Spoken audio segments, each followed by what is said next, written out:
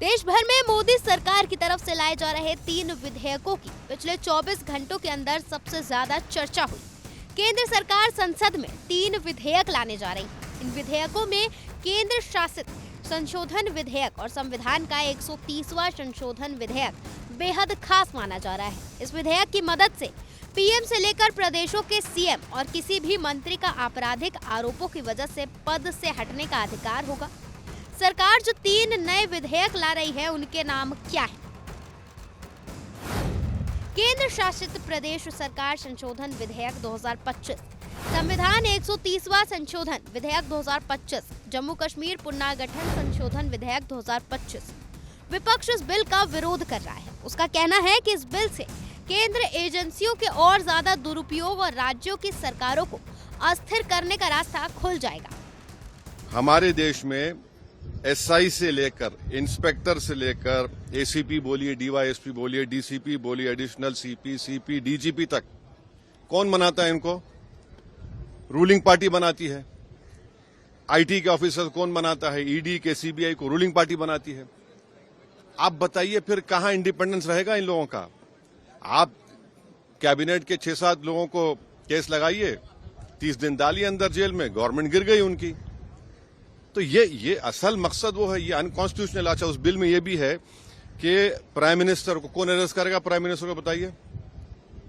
और prime minister ये उसमें उस बिल में कह रहे हैं, प्राइम मिनिस्टर के बिल में कह रहे हैं कि प्रेसिडेंट करेगा। अरे भाई, संविधान में हमने लिख दिया कि the president will act on the aid and advice of the council of ministers.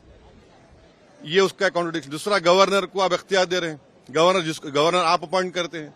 तो ऑल इन ऑल ये हमारी डेमोक्रेसी के लिए, ड्यू प्रोसेस के लिए, बल्कि भारत को एक पोलिस स्टेट बनाने का काम बीजेपी सरकार करना चाहती है इन तीनों बिलों के जरिए, जिसकी हम पुरजोर इसकी मुखालिफत करेंगे।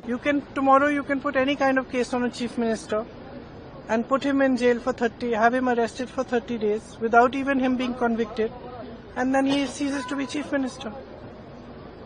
It's there plain for everybody to see. So I think that it's absolutely wrong. It's anti our constitution. It's against our constitution. It's undemocratic, and it's very unfortunate. अब जिन राज्यों में बीजेपी के मुख्यमंत्री नहीं हैं, मंत्री नहीं हैं, उनको हटाने के लिए एक दूसरा तरीका ये गवर्नमेंट ला रही है। मतलब डेमोक्रेटिक नॉर्म्स नाम की कोई चीज बची नहीं है, और ये अभी बिल लाने वाले समझ नहीं रहे हैं।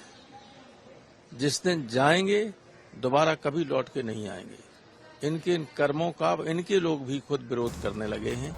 आजाद समाज पार्टी के अध्यक्ष और नगीना सांसद चंद्रशेखर आजाद ने इन बिलों का विरोध करते हुए एक और मांग सामने रखी है कि आगे से जो भी जेपीसी बनती है उन्हें उसमें शामिल किया जाए। देखिए, सरकार के जो पुराने बिल हैं और उन सब चीजों को देखें तो कहीं ना कहीं उनके बिलों में जनता का हित कम और अपने विरोधियों को नुकसान पहुंचाने की मंशा ज्यादा दिखाई देती है। उसमें मुझे ये भी पता लगा है, मैंने स्टडी किया कि जेपीसी के जरिए जो इस पर चर्चा होगी, मैं तो स्पीकर साहब से मांग करूंगा उस जेपीसी का हिस्सा में बनाया जाए। क्योंकि पिछली 2 जेपीसी जिन चीजों पे बनी है, चाहे वन नेशन वन इलेक्शन पे बनी हो, चाहे वक्त पे बनी हो, उसका हिस्सा अपनी बात रखने का मौका हम लोग को नहीं मिला है। तो जब उस पर चर्चा होगी, उस पर अपनी बात रखेंगे। मैं स्पष्ट रूप से कहना चाहता हूँ, आरोप में और सच्चाई में बहुत फर्क होता है। ये पक्ष विपक्ष की बात नहीं है, ये सत्य की बात है। सत्य की जांच होनी चाहिए, और वो तभी होगा जब जो है इन्वेस्टिगेशन फेयर होगी और जांचकर्ता पे किस तरह का दबाव नहीं। अब जरा समझने की कोशिश करते हैं कि आखिर ये तीनों बिल लाने की जरूरत क्यों पड़ी, जिस पर विपक्ष ऐतराज जता रहा है। संविधान संशोधन बिल की जरूरत क्यों? पीएम, सीएम या मंत्री को पद छोड़ने की बाध्यता नहीं थी।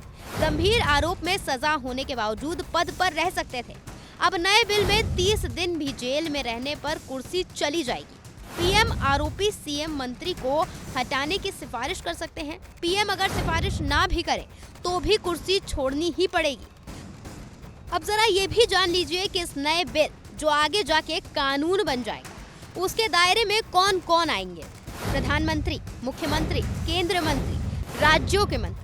खैर, विपक्ष की इन शंकाओं और आशंकाओं के बीच इसे जेपीसी में भेजने की भी तैयारी है।